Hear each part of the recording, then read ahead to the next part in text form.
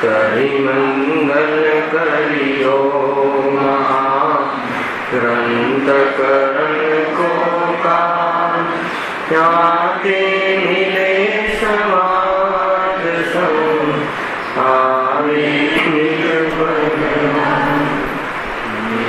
નિત્યા બાવય બાવતી જે પ્રગટે નિજપા હે જયવંત રહો સદા હે જ મોક્ષ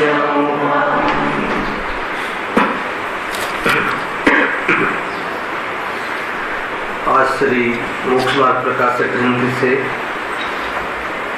बीजा अधिकार अंतर्गत આપણે સ્વાધ્યાય કરી રહ્યા છીએ.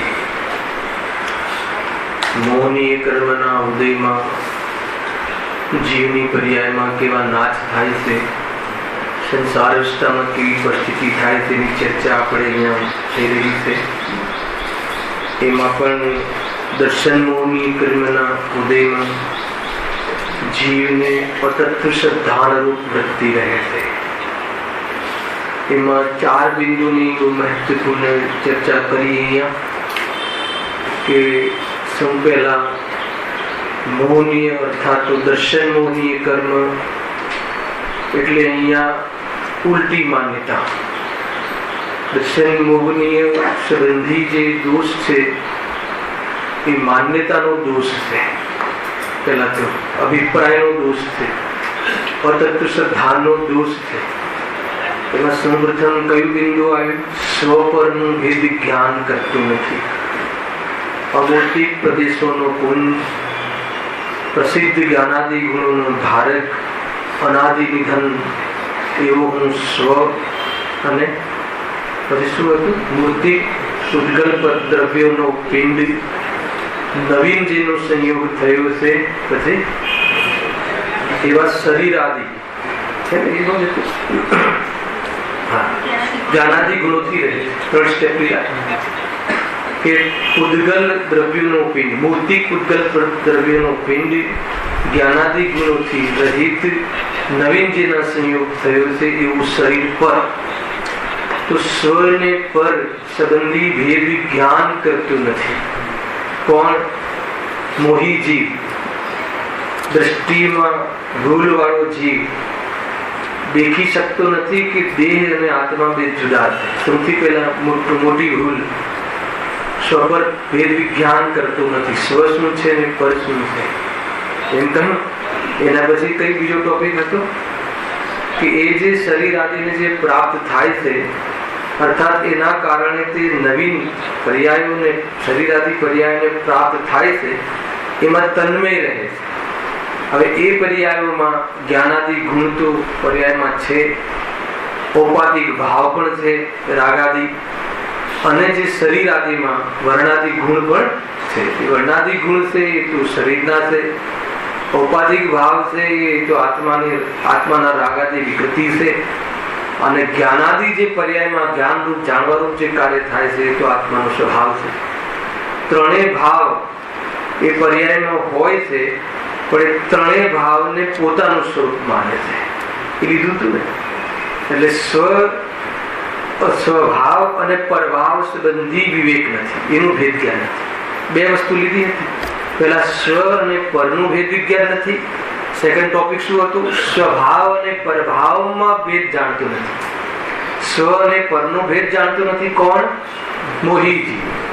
દર્શન મોહની કર્મના ઉદયમાં જે ભ્રાંતિ ચાલે છે, ભ્રાંતિમાં સ્વ અને પર જુદા એને દેખાતા નથી. સ્વભાવ અને પરભાવનો વિવેક કરી શકતો નથી.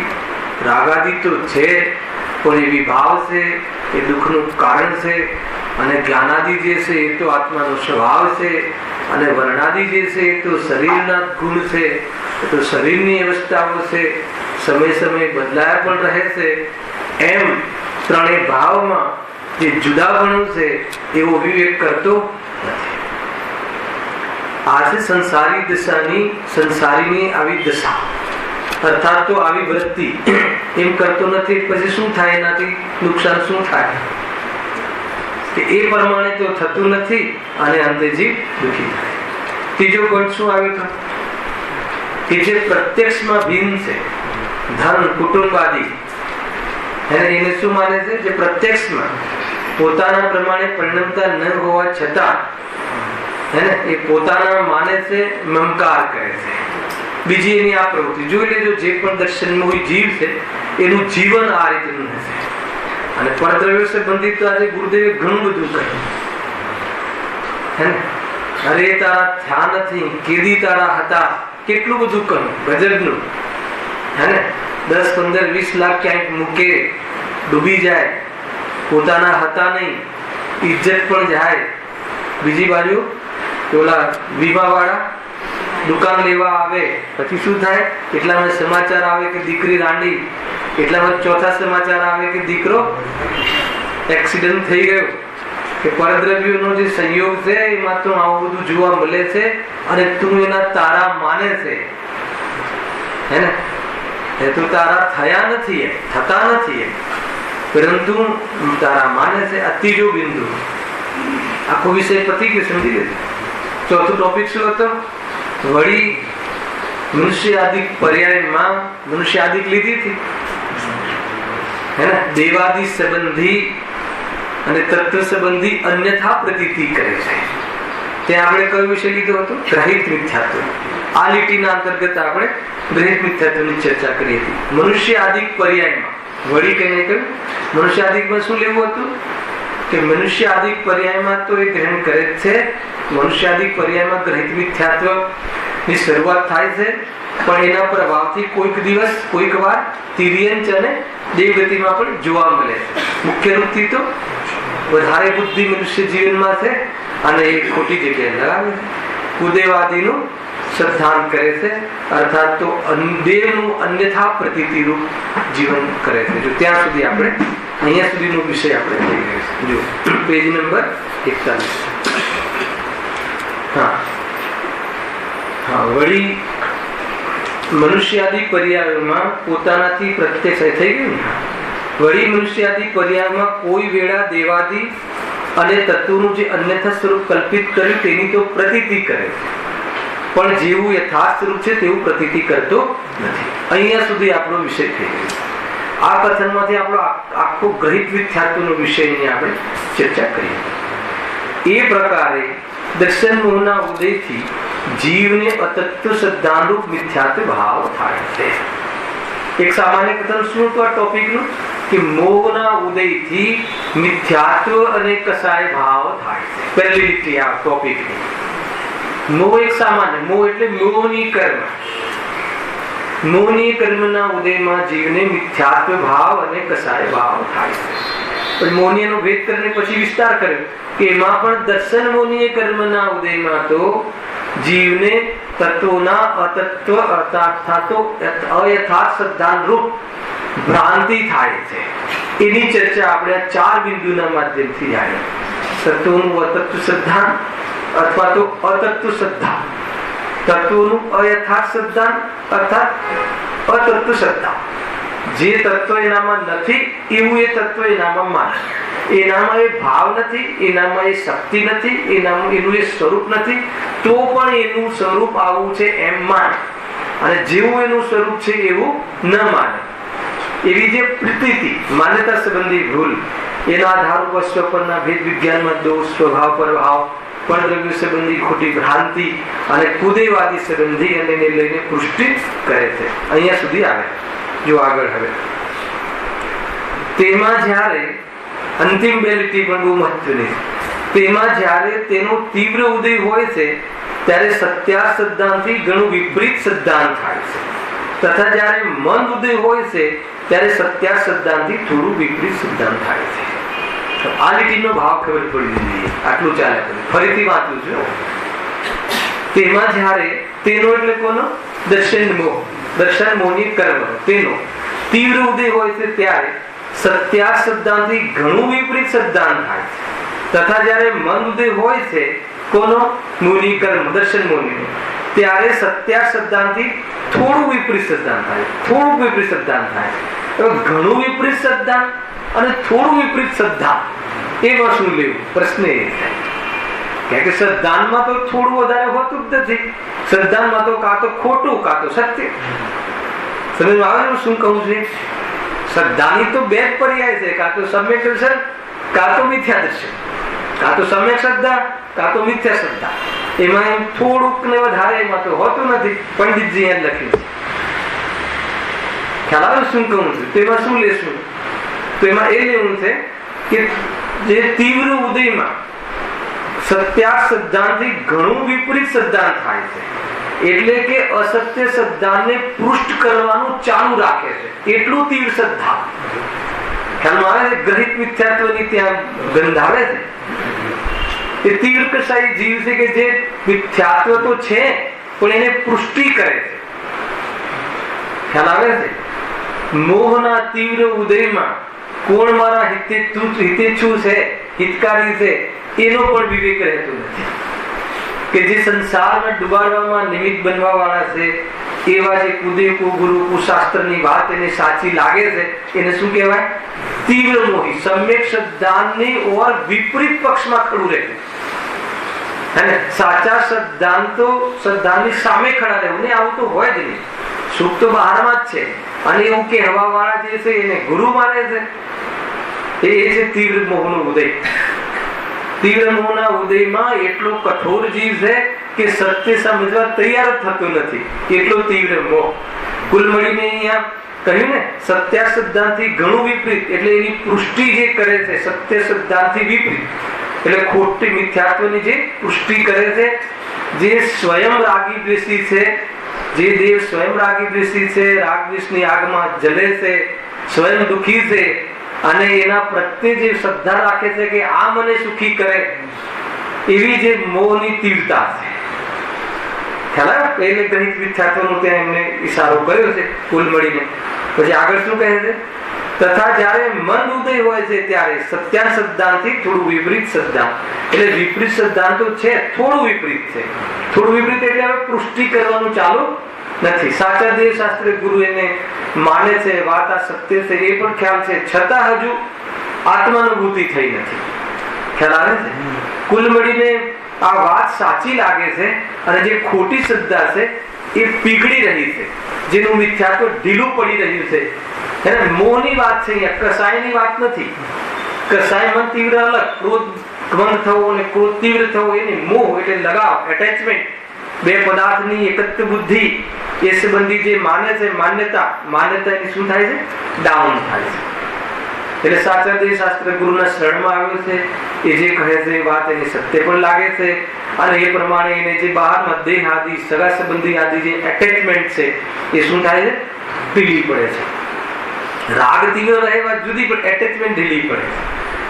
સમજમાં આવે છે વાત? એ રીતે છે. ઉપયોગ જે છે, ઉપયોગ, વર્તમાન ઉપયોગ, એ ઉપયોગ તો કસાયોમાં જાય છે, એની ના નથી, પણ શ્રદ્ધા એમ કહે છે કે અહીંયા સુખ નથી. એવી એક પરિસ્થિતિ બને છે, એને મોહની મંદતા કહે. મોહની મંદતામાં તત્વના નિર્ણયનો ઉદ્યમ થાય છે. મોહની અતિમંતામાં તત્વનો નિર્ણય થાય છે, અને મોહ ઉપશમ થાય અર્થાત ક્ષય થાય ત્યારે તત્વની પ્રતીતિ થાય છે. આ ત્રણ સ્ટેજ બરાબર ધ્યાનમાં રાખજો. ખ્યાલ આવે છે? મોહની મંતામાં શું થાય છે? તત્વ નિર્ણયનો ઉદ્યમ થાય છે કે નહીં આમ જ છે, ઉદ્યમ કરે છે વિચારના માધ્યમથી. એ શ્રદ્ધા જે ઘાટી હતી, કઠોર હતી, એ ડાઉન થાય છે, અને પછી નિર્ણય થઈ જાય કે નહીં, પરમાં તો સુખ નથી, અને પ્રતીતિ નથી, નિર્ણય ધારણા પાકી શ્રદ્ધાના વલણ પૂર્વક. તો મોહ અતિમંદ છે, અને પ્રતીતિ થઈ જાય કે હું તો ત્યાં સ્વાભાવિક છું. રાગમાં દુઃખ જ છે એવી નિરંતર પ્રતીતિ ચાલે, સત્થાન ચાલે. એનું નામ શું છે? સમ્યક દર્શન. છે ઉપયોગને સીમિત કરવા માટે જો ઉપયોગને સંકેલવો હોય તો કસાયની મંતા નિમિત્ત નથી. સમજ આવે છે? અને કસાયની મંદતા આત્મતત્વની શ્રદ્ધાન પૂર્વક, ફરીથી, અથવા તો આત્માની શ્રદ્ધાના ઉદ્દેશ પૂર્વક કસાયની મંદતા થાય છે, અને આત્માની શ્રદ્ધા પૂર્વક કસાયનો અભાવ થાય છે. સમજમાં આવે છે? ફરીથી આ વિષય આજની ગાથા હતી. ખ્યાલ આવે? આજની ગાથાનો આ સાર હતો. આજે શ્લોક ચાલે 94 નો શ્લોક ચાલે. ઉપયોગ બહાર વહે છે ને, ઉપયોગ ક્યાં બહાર વહે છે? જેમ જળાશયમાંથી જળનો પ્રવાહ બહાર જંગલમાં વનમાં વહે છે, તો કોઈ ઢલાન માર્ગ દ્વારા એ પ્રવાહને ફરીથી જળાશયમાં લાવવાનો ઉદ્યમ કરવામાં આવે. આ ઉદાહરણ હતું. તો શું હતું? એમ પેલું જળાશયમાંથી અહીંયા પાવર હાઉસ જ્ઞાન સ્વભાવના અંતર્ગત જે જ્ઞાન છે એ વિષયોમાં, વિકલ્પોમાં, એના વનમાં વહે છે. ત્યાં વેદ જ્ઞાનના ઢાળના માધ્યમથી, કયો ઢાળ? વેદ જ્ઞાન. આ તો શ્લોક આજે વેદ જ્ઞાનના ઢાળના માધ્યમથી. શું છે વેદ જ્ઞાન? હે ને, તું કોણ છે, સ્વ શું છે ને પર શું છે, વેદ જ્ઞાન. સ્વભાવ શું છે, પરભાવ શું છે, વેદ જ્ઞાન. સુખ શું છે, દુઃખ શું છે, વેદ જ્ઞાન. સુખનું કારણ કોણ, દુઃખનું કારણ કોણ, સુખનું સાચું કારણ કોણ? પહેલા તો સાચું સુખ કયું, હે ને? સુખાભાસ શું છે, અર્થાત સુખ દુઃખ નો પરિચય. પછી સુખનું કારણ કોણ, દુઃખનું કારણ કોણ? તો સુખનું કારણ શુદ્ધાત્મા, ચૈતન્ય સ્વભાવ. પરદ્રવ્ય હું નથી, પરદ્રવ્યમાં ભ્રાંતિ એ દુઃખનું કારણ. એ રીતે વેદ વિજ્ઞાન કરી, વેદ વિજ્ઞાન દ્વારા. વેદ વિજ્ઞાનથી શું થશે? વેદ વિજ્ઞાનના માધ્યમથી આત્માની શ્રદ્ધા થાય કે આજ હું છું, રાગ દુઃખરૂપ છે, પરના લક્ષથી રાગ થાય છે અને પર સાથે મારે કોઈ સંબંધ નથી. એવી શ્રદ્ધા દ્વારા ઉપયોગ ત્યાંથી શું થાય છે? વેદ જ્ઞાનના માધ્યમથી શ્રદ્ધાના બલ પૂર્વક ઉપયોગ કસાયોમાં વ્યવસાયથી નિવૃત્તિને પામે છે. આખું ચેપ્ટર છે વેદ જ્ઞાનનું. ખ્યાલ આવે છે? કોઈ કહે કે ભાઈ અમારે ઉપયોગ સમેટવો છે, તો ઉપયોગ સમેટવા માટે શું ઉપાય છે? સામાન્ય કે કસાયની મર્યાદા હોય તો જ ઉપયોગ સમેટાય. સમજો, આ એક ઓપરેશન. કસાય મર્યાદિત ના, કસાય તો ખુલ્લી હોય, કમાવાની, ખાવાની, પીવાની, ભોગવવાની. તો ઉપયોગ તો ત્યાં રમે છે. તો કસાય મર્યાદિત થાય તો ઉપયોગ સ્વરૂપમાં આવવાનો પુરુષાર્થ કરી શકે. હવે બતાવો કે કસાય મર્યાદિત કેવી રીતે થાય? બીજું સ્ટેપ કેમ થાય, શું કામ થાય? તો કહે છે કે કસાયની મર્યાદા અથવા કસાયમાં મર્યાદા ત્યારે આવે કે જેને આત્મદ્રષ્ટિ કરવાનો જેનો ઉદ્દેશ છે, જેને આત્માની દ્રષ્ટિ કરવી છે, એને કસાયની મનતા થાય છે. આત્માની દ્રષ્ટિ કરવી છે એનું નામ મોહની મંદતા. આત્માની દ્રષ્ટિ કરવી છે એટલે શું? કે આત્મા એટલે ચૈતન્ય સ્વભાવ, એ મારો સ્વભાવ છે, રાગ મારો સ્વભાવ નથી, એવી જેની દ્રષ્ટિ કેળવવી છે એને કસાયો મંદ પડે છે, નહીં તો ન પડે. અને જેને આત્માની દ્રષ્ટિ થઈ જાય છે એને કસાયનો અભાવ થવાનો ક્રમ ચાલુ છે. એને કસાયનો અભાવ. એના સિવાય કોઈ કહે કે અમે આત્માને જાણ્યા વગર, જોયા વગર, પોતાના સ્વરૂપને શ્રદ્ધા કર્યા વગર, અથવા સાત તત્વ લઈ લો, સાત તત્વની વૈકલ્પિક શ્રદ્ધા વગર પણ, સાત તત્વની ખબર વગર અગર કોઈ કસાય મન થાય છે તો એને મોક્ષ માર્ગમાં એની કોઈ કિંમત નથી. સહજ ભાવે કસાય મન થતી હોય કોઈને, આત્મા સાત તત્વની ખબર નથી એવા જીવોને પણ કસાય તો મન થાય છે, પણ એ કસાયની મનતાની કોઈ કિંમત નથી. સમજણ પૂર્વક કસાયથી નિવૃત્તિ કરે. કસાય મંદ એટલે ઉપયોગ ત્યાં વિશેષ ન લાગો, એનું નામ કસાયની મનતા. અને કેમ ન લાગે? સાચી સમજણ પૂર્વક. એ કેમ કે ખરેખર સુખ તો છે નહીં, એમાં તો દુઃખ લાગે છે, વહે છે દુઃખ. તો સુખ તો ખરેખર કસાયના અભાવમાં છે ને, આ સ્વભાવમાં આ કસાય છે નહીં, કસાય આત્માનો સ્વભાવ નથી.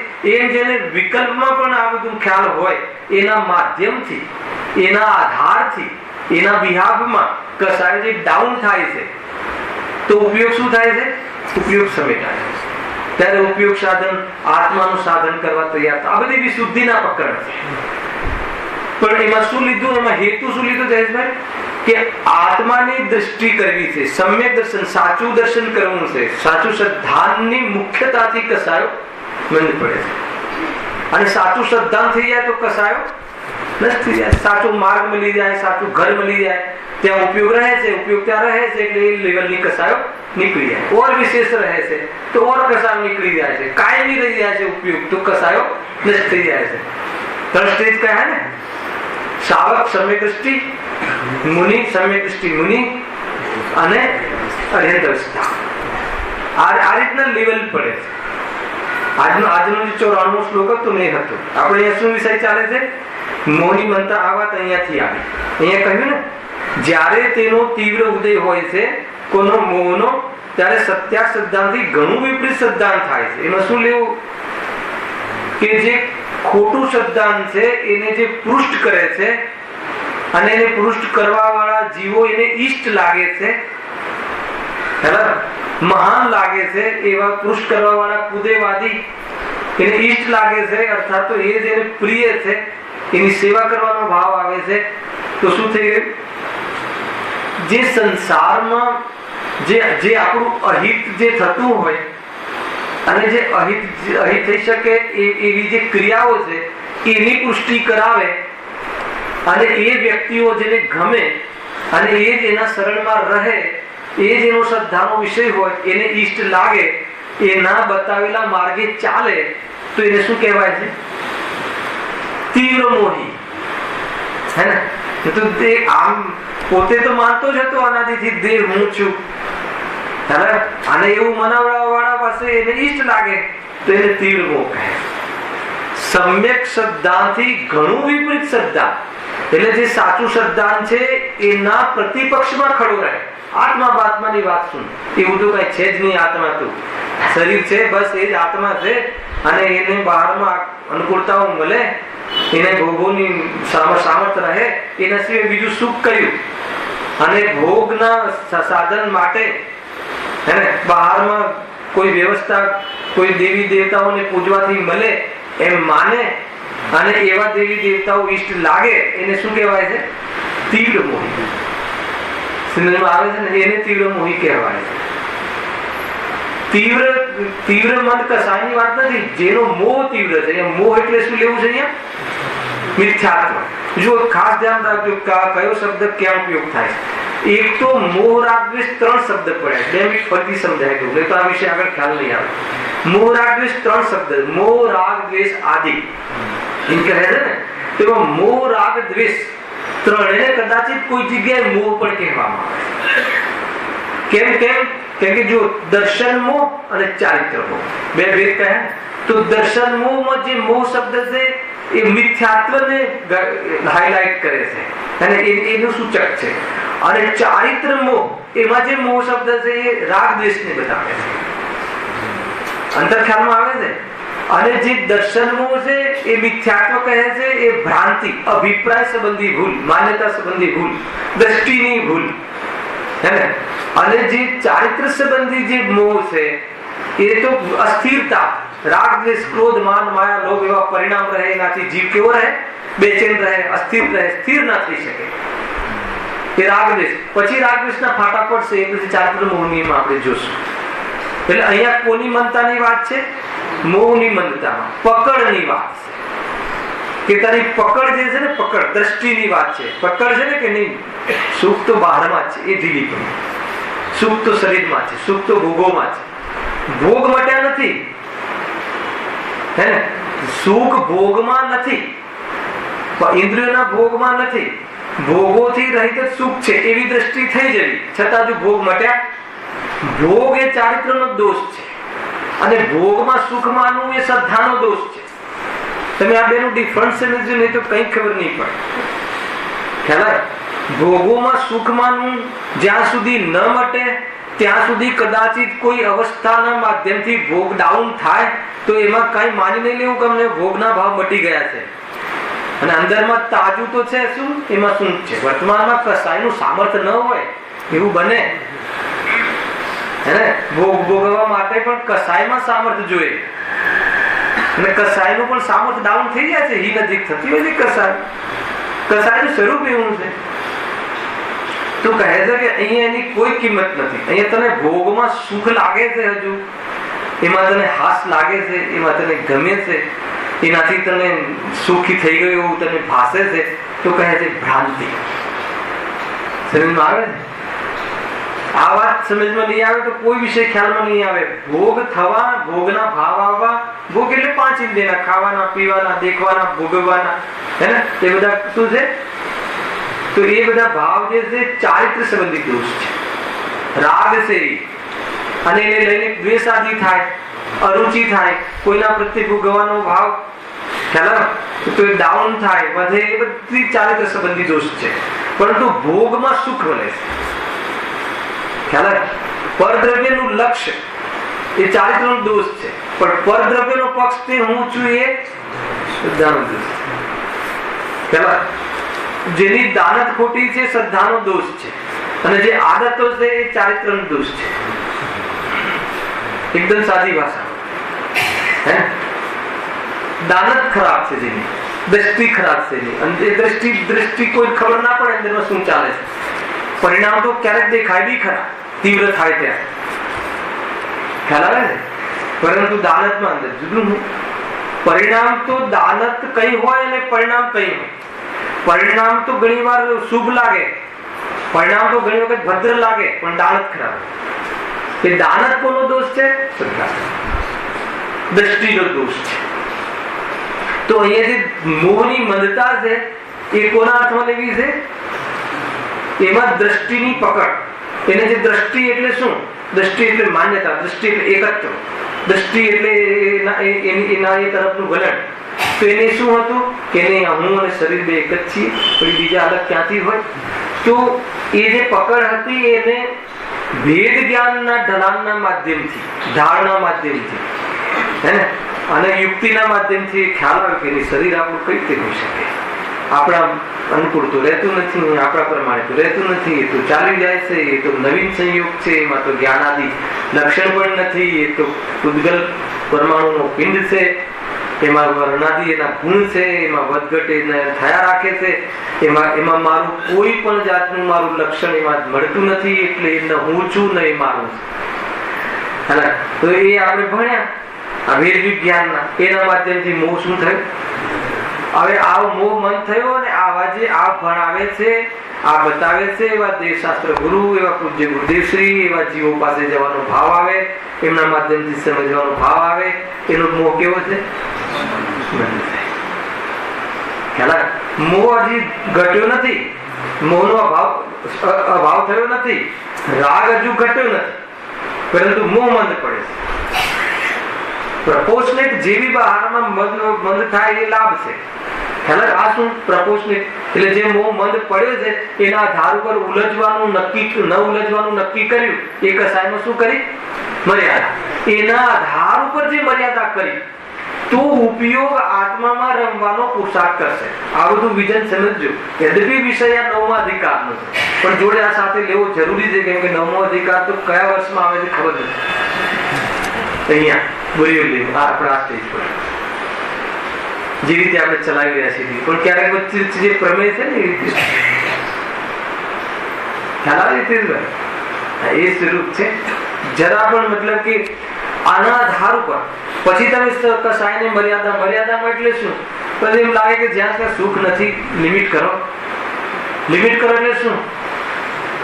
બહારની ક્રિયાઓ અને પ્રવૃત્તિના માધ્યમથી કહેવામાં આવે, પણ અંદરમાં કસાય મર્યાદિત થાય.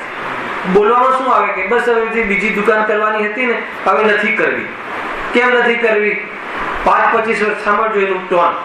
5-25 વર્ષ તો જીવવું છે, સમજો આ પોઝિટિવ એપ્રોચ એનો. અને 5-25 વર્ષ માટે કેટલું જોઈએ? 1. પછી કહે કે 5-25 વર્ષ હવે બાકી રહ્યા, આત્મકલ્યાણ ક્યારે કરીશું? જો આમાં ઉલજીશું તો 2. સમજો એનું સોચવાનો તરીકો, એ શું કઈ દિશામાં એની સોચ ચાલે છે. આધાર શું છે? આત્મકલ્યાણ કરવામાં ઉપયોગ લગાવવો જોઈએ, અહીંયા ઉપયોગ વિસ્તાર કરવો ન જોઈએ. એના આધાર ઉપર મારે દુકાન હવે કરવી, પરમિશન નથી મળતી. ક્યારે છોકરાઓની સાથે રહેશું, પાંચિંદ્રના વિષયોમાં હવે આટલું તો છે, ક્યારે ભોગવીશું? એના આધાર ઉપર દુકાન મુલતવી રાખે, એની કોઈ કિંમત નથી. સમજમાં આવે છે આખું એનું ટર્ન? ક્યાં ઉલજીને કરીશું શું? અને આખિરકાર તો કોણ કોનું થયું છે, ક્યાં સાથે આવવાનું છે, ક્યાં આપણું છે, આ બધી ચીજોમાં, આ બધી સોચમાં વૈરાગ્ય શક્તિ છે. માત્ર શરત એટલી છે કે એનાથી નિવૃત્ત થઈ અને તારે કરવાનું શું છે એ તને ખબર હોય. જો એ ખબર નહીં હોય તો એ ભલે કસાય મન થઈ, પણ અન્યથા વિષયોમાં મન કસાય રહીને પણ એ સમય ઉપયોગ પૂરો કરી નાખશે. ખ્યાલ? એટલે અહીંયા કહે છે મોહની મંદતા એના આધાર ઉપર કસાયની મર્યાદા થાય. શાના આધાર ઉપર? લગાવની મંદતા. કયા સારા લગાવની મંદતા? પરના લગાવની મંદતા. શાના આધાર ઉપર? કે એનાથી સુખ નથી આવતું ને, એમાં ઉલઝવા જેવું નથી ને, એવી શ્રદ્ધાનો વિષય. શ્રદ્ધાનો વિષય શું? સાત તત્વ. જે જ્યાંથી સુખ મળે છે ત્યાંથી સુખ ત્યાં જ મળશે એવું માનવું, અને જ્યાંથી નથી મળતું ત્યાં ક્યારે નહીં મળે એવું શ્રદ્ધા કરવી, એવું માનવું. એ શ્રદ્ધાનો વિષય છે. અજીવને અજીવ તરીકે, જીવને જીવ તરીકે, અર્થાત તો અજીવથી ભિન્ન હું જીવ છું એ રીતે શ્રદ્ધવું. ખ્યાલ આવે કે નહીં? હું જીવ છું, અજીવ નથી નો ખ્યાલ આવે ને, કે એની સાથે હવે મારે સુખ દુઃખના કે નાવાના જોવાના કોઈ સંબંધ નથી. જ્યાં આ વાત ખ્યાલમાં આવે છે ત્યાં ઉપયોગ શું થાય છે?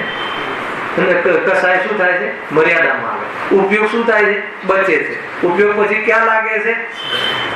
સર્વિસમાં આવી સ્વરૂપનો પુરુષાર્થ કરે. આખી પ્રોસેસ આ રીતે. બાકી તમે કસાય ખુલ્લી રાખો અને એના મંચ ઉપર ઉપયોગ ને મૂકો તો ઉપયોગ તો નાચશે. કેમ નાચશે જીતુભાઈ? ઉપયોગ કેમ નાચશે? કેમ કે કસાયો સ્થિર નથી. વિષયો રાગ ને વિષય બદલવાની આદત છે. એક સરખો વિષય રહેતો નથી, અને ઉપયોગ એ વિષયમાં લાગે તો તરત રાગ બદલાય છે, એટલે ઉપયોગ પછી બીજે જાય. આમ ઉપયોગનું આવું જવું અને એક જગ્યાએ ઠરીને ન રહે હે તો સમાજમાં પણ એની કિંમત નથી હોતી. કે નહીં? એક જગ્યાએ નોકરી બધી બહુ બદલતો હોય એની કિંમત સમાજમાં પણ નથી હોતી. તો એ એવું સ્વરૂપ છે. વારંવાર ઉપયોગ આ રીતે વિચલિત કરે છે.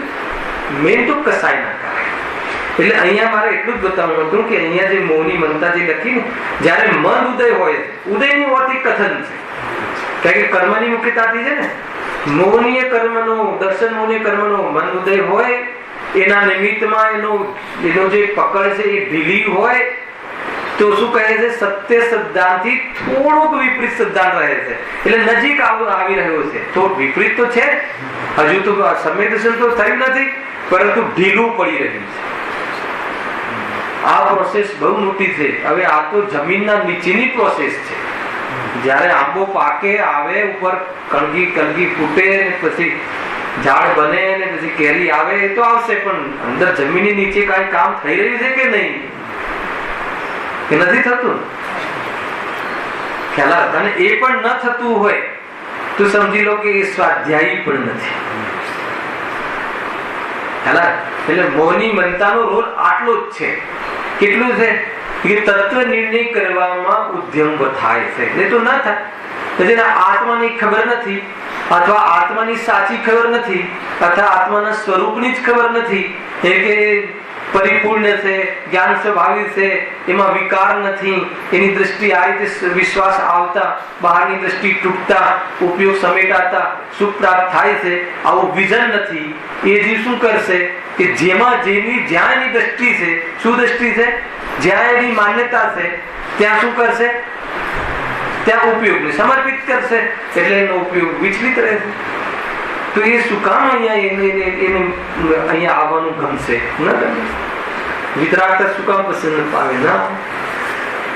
સ્વાધ્યાયનો કોઈ બી અંશ અથવા તો સ્વાધ્યાયનો કોઈ બી વિષય, કરણાનો યોગ કે ચરણાનો યોગ, ભેદ જ્ઞાનને પુષ્ટિ કરતો હોવો જોઈએ અને વિતરાગતાનો રસ વધારતો હોવો જોઈએ. ભલે પછી એની તાકાત કમજોર હોય તો કમજોર, પણ આ કાર્ય થતું હોવું જોઈએ. એમાં જો ઢીલાસ ન આવે તો કેવી રીતે પછી એનો તૂટશે? પહેલા ઢીલાસ પડે પછી તૂટે. સીધું તૂટે નહીં. અનાદિથી કઠોર જીવ હોય એને એમ કહે આજે જ મિથ્યા તો તૂટી જાય, એમ નથી. હોય કોઈ જીવ તો હોય. રાજવારક તો એ છે વિજ્ઞાનના માધ્યમથી ક્રમ આવે એ રીતે.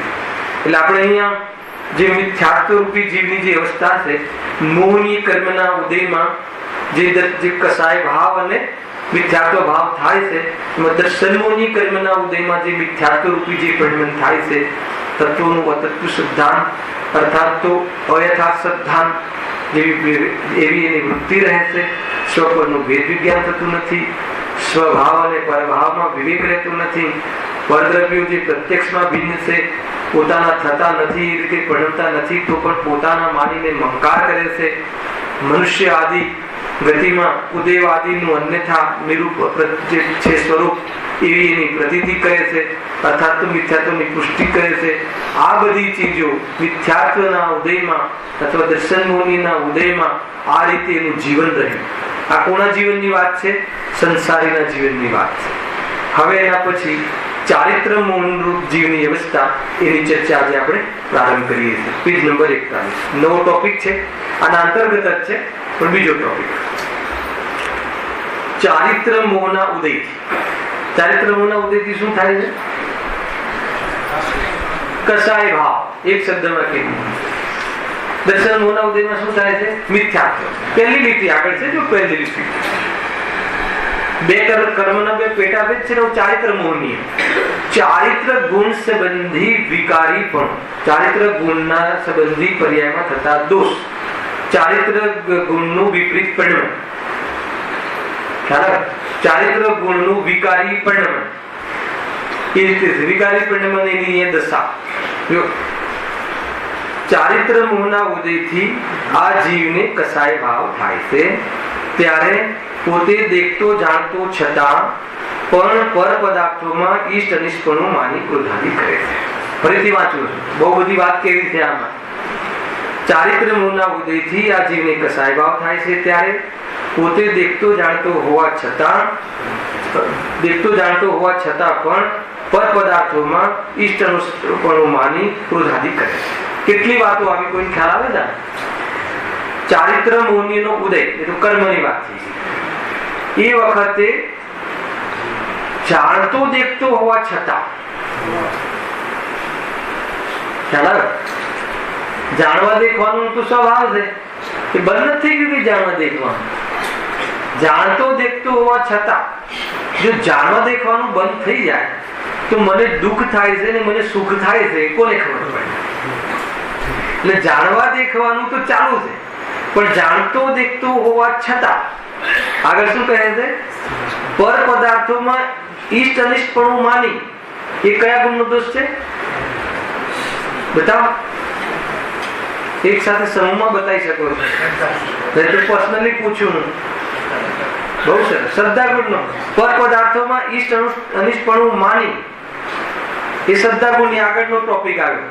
પર કોઈ પદાર્થ ઈષ્ટ છે, કોઈ પદાર્થ અનિષ્ટ છે, કોઈ પદાર્થ ક્યારેક ઈષ્ટ લાગે ક્યારેક અનિષ્ટ લાગે. પર પદાર્થ એવી ભ્રાંતિના કારણે શું થાય છે? ક્રોધાદિ કરે છે. આ ક્રોધાદિ કરે છે શું છે? એ ચારિત્ર મોહનીના ઉદયમાં જે થાય છે.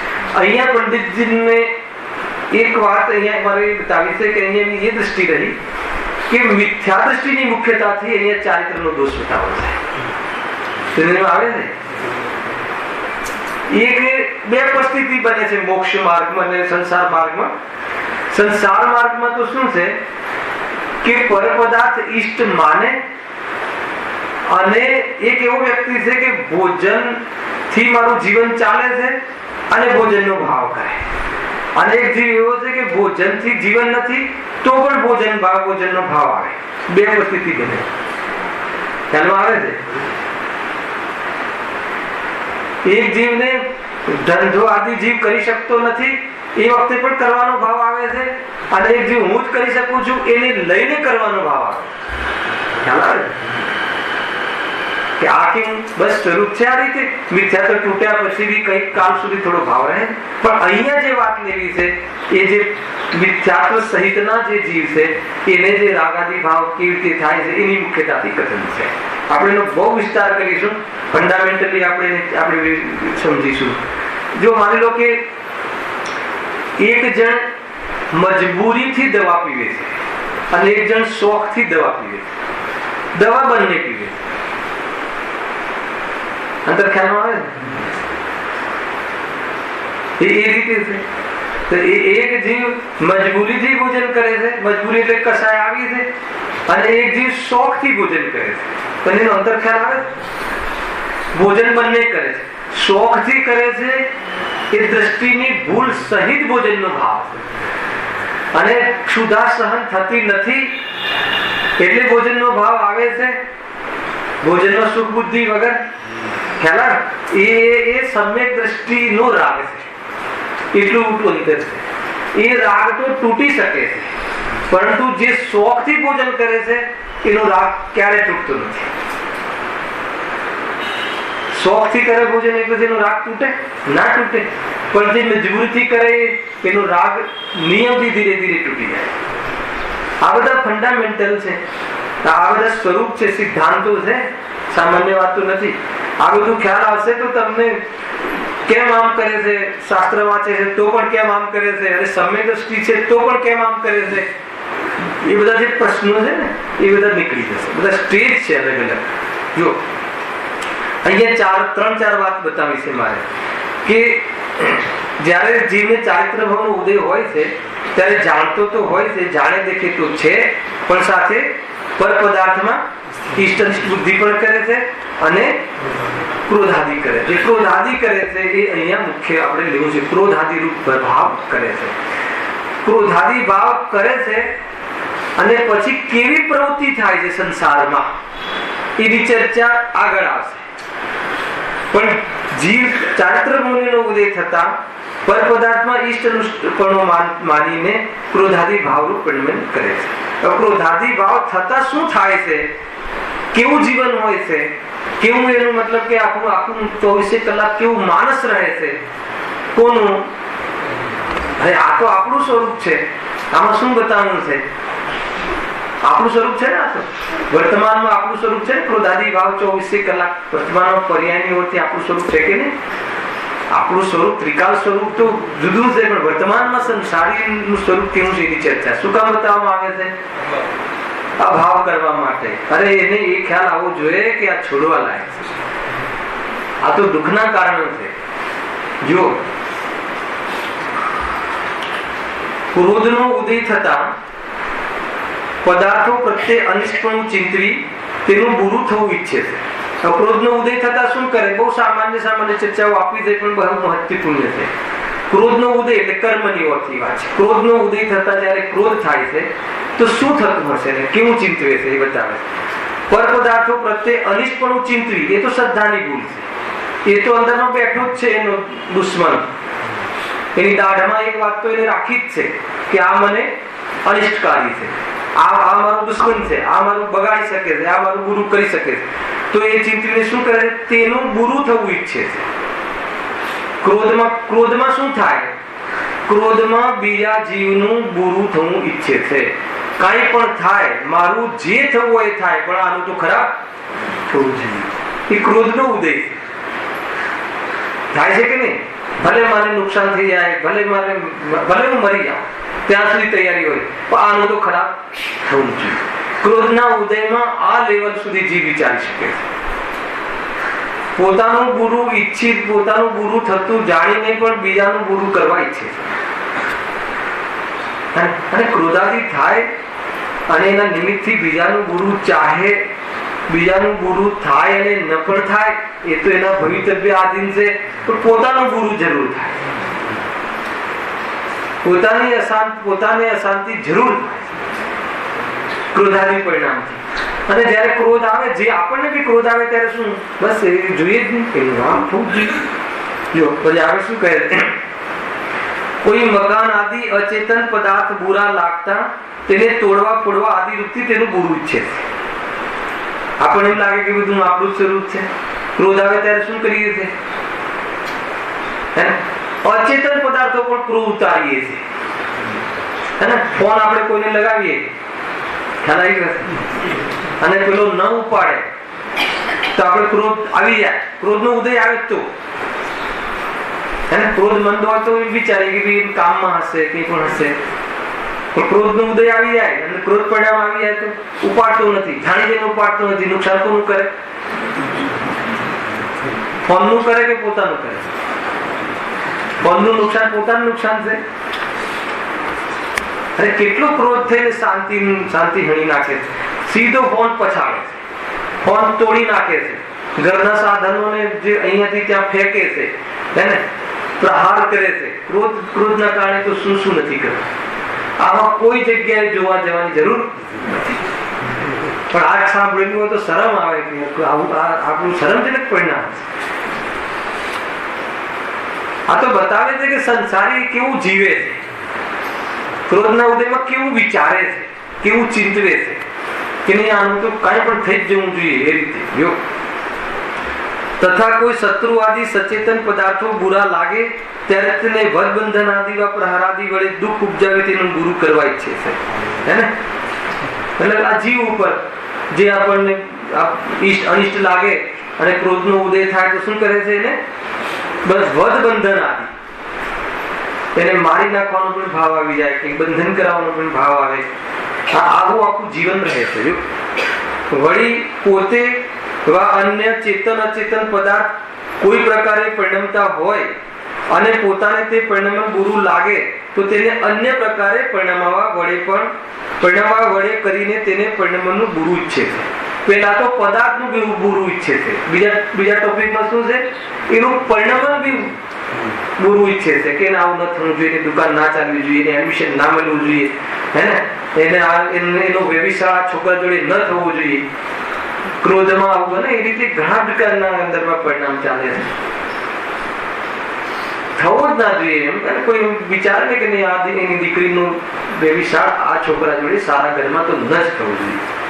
અને એવા કાર્યને રોકવા માટે ઘણા પ્રયાસો કરે છે, ક્રોધિત થઈને અન્ય પ્રકારે પરિણમે છે અને ઘણા દોષ ઉત્પન્ન કરે છે. આમાં બહુ વિસ્તાર કરવા જેવું નથી, વાંચી લો, ખ્યાલ આવે છે. એ પ્રમાણે ક્રોધથી બુરું થવાની ઈચ્છા તો કરે. આ વાત મુખ્ય છે, આખા પેરેગ્રાફમાં મારે આ બતાવવું છે. પણ બુરું થવું તે ભવિતવ્યાધીન છે. બહુ મોટી વાત કીધી હતી પંડિતજી. દરેક કસાયના પેરેગ્રાફમાં અંતે આ રીતે લખી છે. તું એનું બુરું થાય એવું ઈચ્છે, પણ એનું બુરું થવું એ એના ભવિતવ્ય આધીન છે. ભવિતવ્ય શું છે? એનું બુરું થવાનું હોય તો જ થાય, એની એવી હોનહાર હોય તો જ બુરું થાય. આ કયો સમવાય છે? 5 સમવાય છે ને? કયો છે? કાલલબ્ધિ, હોનહાર, નિમિત્ત, સ્વભાવ અને પુરુષાર્થ. આ 5 સમવાય પૂર્વક કાર્ય થાય છે. તો અહીંયા હોનહારની મુખ્યતા, એનું અગર બુરું થવાનું હોય તો થશે, એ નક્કી વાત છે. તારા તે ઈચ્છ્યું બુરું થવાનું એટલે બુરું થાય છે એમ નથી. અરે કોઈક વાર તું બુરું ઈચ્છે પણ પેલાનું તો સારું થતું જોવામાં આવે. તું એને એમ છે કે આને તો આની ઇજ્જત જવી જોઈએ, તો તારી તો ઇજ્જત જાય અને પેલાની ઇજ્જત વધે. બને છે કે નથી બનતું? તો તારી ઈચ્છા પ્રમાણે એનું પરિણામ ક્યાં થયું? એટલે શું કહેવા માંગે છે અહીંયા? કે કોઈનું બુરું ઈચ્છવાથી, હે ને, એ પ્રમાણે એનું બુરું થતું નથી જ્યાં, તો પછી તું એને બુરું થાય એવી ઈચ્છાનો ત્યાગ કરી દે. એટલે ક્રોધનો ત્યાગ કરવા જેવો છે, કેમ કે એનું બુરું તો થતું નથી. બહુ સરસ વાત છે. એના ભવિતવ્ય આધીન. હવે એની પણ હોનહારમાં બધું 5 સમય આવી જશે. એ પણ એ સમયે ઉલટો પુરુષાર્થ કરે, ઉલટું વિચારે, ઉલટો પુરુષાર્થ. એને પણ ક્રોધ કર્મનો ઉદય હોય, અર્થાત તો અસાતાવિધની કર્મનો ઉદય હોય, પાપ કર્મનો ઉદય હોય, નિમિત્ત ખ્યાલ. અને એવો ઉલટો પુરુષાર્થ એટલે એ રીતનું ઉલટું પરિણામ કરે, તો પછી એનું એ બુરું થવાનો કાળ પાક્યો હોય તો બુરું જરૂર થાય. પણ તારા કરવાથી એનું બુરું થાય એમ છે. ગજબ છે. આને લઈને આપણને કોઈ બી જીવનું બુરું થાય એવો જે ભાવ આવે છે, એ છોડવા જેવો ભાવ છે, એ આપણને અહીંયા ખ્યાલમાં આવે છે. ગજબ છે. જૈન ધર્મમાં જે વીરતા જે છે ને જબરજસ્ત છે. લોકમાં તો કેવું છે, અરે કોઈ આપણને આમ કરી જાય તો આપણે આમ ન કરવું જોઈએ, એને આપણે પણ કઈ રીતે ઓછા છીએ, આપણામાં શું કમી છે એનું ચિંતન. આપણે કઈ બાબતમાં કમ છીએ, શું ઓછું છે આપણી પાસે, બધું જ છે. એટલે અહીંયા કહે છે એમ નથી. જૈન ધર્મમાં કહે છે કે એ વખતે અગર તું ક્રોધનો ત્યાગ કરે તો વીર છે. ખ્યાલ આવે? યદ્યપિ યુદ્ધ નહીં કિયો તો શું છે? નહીં રખે અસી તીર છે ને ભગવાન મહાવીરની ભજનમાં. તો કઈ રીતે મહાવીર બન્યા? પરમ સ્થિરતા રૂપ આચરણ છે ને, અહિંસક, પરમ અહિંસક આચરણ તદપી બને મહાવીર. મહાવીર કઈ રીતે બન્યા? અહિંસક આચરણ કરીને મહાવીર બન્યા. જે તીર રાખે છે, જે બંદૂક રાખે છે, જે ગન રાખે છે, ખ્યાલ આવ્યો? એ વીરતાનું નિશાન નથી. જેને એવા શસ્ત્રની જરૂર ના પડે અને અહિંસક આચરણ કરે તો મહાવીર છે, તો મહાન છે. શું કન્સેપ્ટ છે જૈન ધર્મ? અને આપણને તો એવું લાગે કે તું માર ખાઈને આવે ના, ખ્યાલ બહાદુર બેટો નથી, તું માર ખાઈને આવે બહાદુર કહેવાય? તને બે મારી તો એક તો મારીને આવું તું, આવું પણ શીખવાડવા પડ્યા છે. એટલે એ શું માને છે? એમાં બહાદુરી માને છે. અહીંયા કહે છે કે એમાં બહાદુરી નથી. અહીંયા કહે છે કે એ વખતે પણ તું ક્ષમાને ધારણ કરે, ક્રોધનો અભાવ કરે તો મહાન છે. તાકાત આ છે ને? નિરાશ ક્ષમાને ધારણ કરે છે, કરી શકે છે. એ રીતે જો બીજું પોર્શન વાંચીએ છીએ માનનો. આ તો ઘણી ચર્ચાઓ, આ તો પરિષદમાં તો થશે જ. માનનો ઉદય થતા અન્ય પદાર્થો પ્રત્યે અનુષ્ઠપણ માની તેને નીચો પાડવા અને પોતે ઊંચો થવા ઈચ્છે છે. આ બી ગજબનું પરિણામ છે. માનનો ઉદય થાય તો શું થાય? પેલું તો કહ્યું, અન્ય પદાર્થો પ્રત્યે અનિષ્ટપણું માનીને તેને નીચો પાડવા અને પોતે ઊંચો થવા ઈચ્છે છે. ક્રોધ અને માન બે જે છે ને ભાઈ છે. દ્વેષ પરિણતિના બે ભેદ છે. ક્રોધ ડાઉન થઈ જાય પછી માન માથે ચડી જાય. કઈ રીતે થાય ખબર છે? જો તમને પરિસ્થિતિ બતાવો. પેલા જાણે ક્રોધ આવે કે નહીં આજે હું નહીં જમું, કહી દીધું ને કે આજે હું જમવાનું જ નથી, કઈ પણ થાય, થાળી ફેંકી ગઈ, ક્રોધ આવી ગયો. હવે ક્રોધ જરા ડાઉન થઈ ગયો. હવે પછી એને કે જમી લે. હવે મેં કહી દીધું છે ને કે નહીં જમવું એટલે નહીં જમવું. હવે તકલીફ આવે છે. આ ક્રોધનો સિમ્પટમ, માનનો સિમ્પટમ છે કે બંને દ્વેષ પરિણતિ છે. ક્રોધ અને માન દ્વેષના ભેદ છે. રાગ દ્વેષ, દ્વેષના બે ભેદ, ક્રોધ અને માન. ખ્યાલ આવે કે આ રીતે માન ચડે છે? બહુ મોટું અપલક્ષણ છે. હું તમને માન શબ્દનું પણ ભાવભાષણ કરાવું, માનનું પણ લક્ષણ. એવું બને છે નથી બનતું કે નહીં હવે એકવાર બોલી દીધું ને હવે તો પતી ગયું, હવે ન થાય. કેમ ના થાય? હવે માનનો સવાલ, મૂછનો સવાલ છે. પેલા ક્રોધનો સવાલ હતો, હવે મૂછનો સવાલ. મૂછનો સવાલ આવી જાય ત્યાં માન આવી ગયું. મેં કહી દીધું છે, હવે કઈ રીતે જોવું? ખ્યાલ આવે ને? આ બહુ મોટું અપલક્ષણ છે. બીજું એક લક્ષણ શું છે ખ્યાલ આવ્યો? કે મને પૂછ્યા વગર કેમ કર્યું? આ બહુ ચાલે. આ બી માન કસાયનો ભેદ છે. આ બી માન કસાયને કર્યું છે. તારે કરવું હતું, કઈ વાતો નહીં, પણ મને પૂછવું તો હતું. મને પૂછ્યા વગર કેમ કર્યું? એ પણ મૂછનો સવાલ છે. સાસુ વહુમાં ઝઘડા થતા હોય ને, પૂછવું તો જોઈએ ને, તું બહુ છે હમણાં આવી છે. ભલે કામ સારું કર્યું હોય, એ શું કહે ખબર છે? આપણે આપણો પાર્ટનર હોય કે દીકરો હોય, તું લાખ રૂપિયા તું નુકસાન કરીને આવો, કોઈ વાંધો નથી, પણ તારે મને પૂછવું જોઈએ. હવે મને પૂછવું જોઈએ એની પાછળ બતાવે શું ખબર? તું હજુ નાનો છે, તને સમજણ ના પડે, તું નુકસાન કરી દે. પણ એક ભાવ આ પણ ચાલે છે, હું તારો બાપ છું, હું પાર્ટનર છું, હું સિનિયર છું, તારે મને પૂછવું તો જોઈએ ને. એ છે પકડાતું નથી, તેમાં માન કસાય ચાલુ રહે છે. ખ્યાલ આવે ને રાકેશભાઈ? બહુ ડીપ છે, બહુ ગહેરા ભાવ છે. ખબર ના પડે કે અમે નિરંતર આ બધી કસાવના બંધ અને એના ઉદય અને એનું પરિણામ ચાલુ છે. માથું ગમી જાય એવું જીવન છે. કસાય કસાય કસાય, ક્યારેક ક્રોધ, ક્યારેક માન, ક્યારેક પદાર્થોનો લોભ, અને એના માટે પછી છલ કપટ, માયાચારી, આ કરું તે કરું, પરિણામ ક્યાંય સ્થિર નહીં. નિરંતર એમ લાગે કે આ જીવને એવી જગ્યાએ લગાવી દીધું છે કસાયની હોળીમાં, એમ લાગે કે કેવી રીતે શાંતિ થાય. ખ્યાલ આવે છે કે નહીં? ચાલે છે નિરંતર. તમે આપણા જીવનની સાથે આ સરખાવજો. આપણું આ જીવન ચાલશે. જયારે ક્રોધ આવે ત્યારે આ, અને પછી ક્રોધ જાય એટલે બે ભાઈઓ વચ્ચે, બે પેઢીઓ વચ્ચે અંતર પડી જાય છે. ક્રોધ તો નીકળી જાય છે નથી, ક્રોધ તો વેરમાં જતું રહે છે, ઉપયોગ તો નથી બનતો એ વખતે, પણ પછી માનનો સવાલ આવી જાય છે. સમાજની વચ્ચે કહી દીધું હતું કે એના ઘરે પગ નહીં દઉં. હવે એ તો તે ક્રોધમાં કીધું હતું, તે ભાનમાં નતું કીધું, એ નહીં સમજે. કહી દીધું તું ને, પણ બસ આ રીતે આખું જીવન આને લઈને અનેક પેઢીઓ સુધી વેર રહે છે. એટલા માટે ક્રોધ અને માન બંનેને સાથે સાથે ક્રિયા ચાલે. ક્રોધની સાથે એક વેર બી પરિણતિ બહુ ડેન્જર છે. ક્રોધ આવી જવો ઉપયોગ રૂપ, પછી ઉપયોગમાંથી ક્રોધ જતો રહે, પછી વેરમાં જતું રહે. હેલા એ રીતે છે. ક્રોધ જે છે ને એ ફ્રેશ આચાર છે. આચાર શું કહે છે?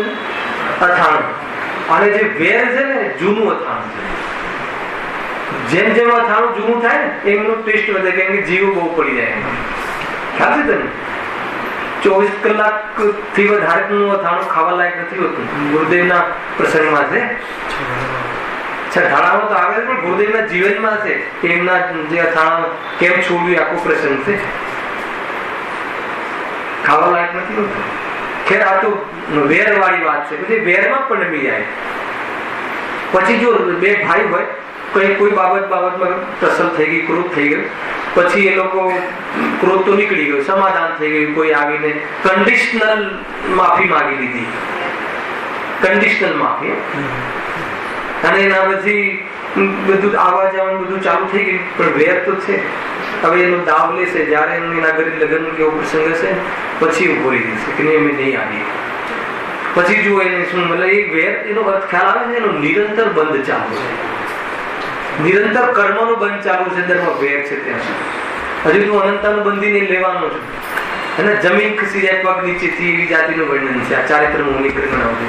આપણે આરંભિક ચર્ચાઓ છે, બહુ અંદરમાં ડીપ ચર્ચાઓ છે કે આપણે અનંત સંસારનું કારણ કેવી રીતે, ભગવાનના દર્શન કરતા કરતા પણ અનંત સંસારનો બંધ મિથ્યાત્વ સિદ્ધ કેવી રીતે બંધાય છે, એવી ચર્ચાઓ આગળ કરીશું આપણે. ભાવ પ્રશસ્ત અપ્રશસ્ત સાથે સંબંધ નથી. તારી માન્યતા શું છે ને તારી વાસના શું છે, તેના પરિણામ શું છે, એવી ઘણી ચર્ચાઓ આવવાની. એટલે આ વેર પછી એને નિરંતર બંધ રહે છે. અને નિરંતર અંદરમાં એટલા વેરના પ્રમાણમાં અંદરમાં ઉદ્વેગ પણ રહે છે. અને જયારે વિશેષ ઉગ્ર થાય ત્યારે પ્રગટમાં દેખાય. મારે એ બતાવવું છે કે સંસારમાં આ મોહના અને ક્રોધના ઉદયમાં જીવ કેવી રીતે જીવે છે, કેવી હોળીમાં સળગે છે, જરા પણ શાંતિને રાખતું નથી. કોઈને કોઈ કસાય માથે ચડી રહે છે, કોઈને કોઈ પરિણામ નાખવું પડે ને ઊભું ને ઊભું રહે છે. અને એને લઈને બસ આખું જીવન એને બહારમાં નિમિત્ત કોઈ બી બને, દીકરો બને, દીકરી બને, પડોશી બને કે કોઈ બી બને, પણ એના પરિણામો નિરંતર નિરંતર નિરંતર સંકલેશ સંકલેશ, આગ રૌદ્ર ધ્યાન, આગ રૌદ્ર ધ્યાન, જરા પણ શાંતિને પામતો નથી. ખ્યાલ આવે ને એવી રીતે જો મળ ધૂળ આદિ અચેતન પદાર્થોમાં જુગુપ્સાવાન નિરાદર આદિ વડે તેની હિંમતા તથા પોતાની ઉચ્ચતા ઈચ્છે છે. આ મૂળ વાત છે. આમાં શું કહેવું છે? આને સામાન્ય રીતે સમજાવો.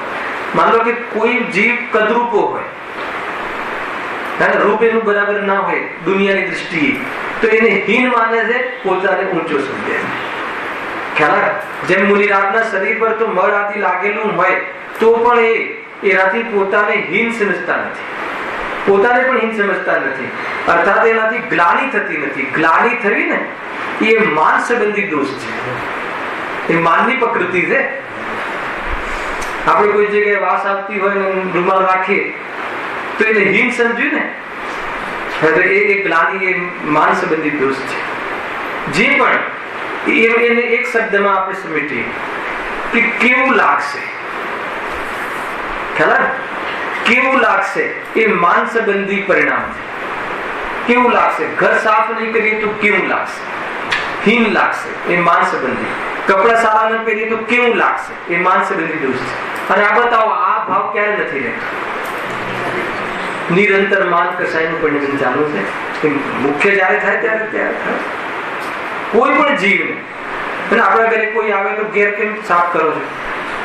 આપણું ઘર હીન લાગશે, એ હીન લાગશે ને. અને આપણે તો કેવું લાગવું જોઈએ? સારું લાગવું જોઈએ. તો એ માન સંબંધી દોષ ચાલે છે. બે ત્રણ વસ્તુ કહ્યું. એક મૂછનો સવાલ, મને પૂછ્યા વગર કેમ કર્યું, અને હવે કેવું લાગશે?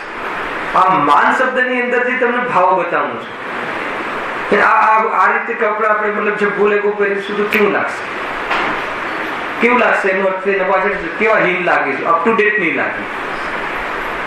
એટલે કોઈક પરિસ્થિતિથી પોતાને હીન માને છે તો એ માન કસાય, એને માન જોઈએ છે. કોઈ મને સારું કહે અરે મને કોઈ ધાર્મિક નહીં માને તો મંદિર નહીં જઈએ તો કેવું લાગશે? કોઈ ધાર્મિક નહીં માને મતલબ એ ધાર્મિક મનાવડાવવા માંગે છે, ધાર્મિકતા નું માન ચાલે કોઈ બી જગ્યાએ. કાલે આપણે વિસ્તારથી લઈશું અને કેવું લાગશે એની ચર્ચા પણ આપણે આવતીકાલે કરીશું. ચારેક અસારનું સામાન્ય સ્વરૂપ છે, પછી મૂળ વિષય અનંતાનુબંધીનું સ્ટાર્ટ થાય છે. ચાર ચોકડીની ચર્ચા આપણે કરીશું. સહજાનંદ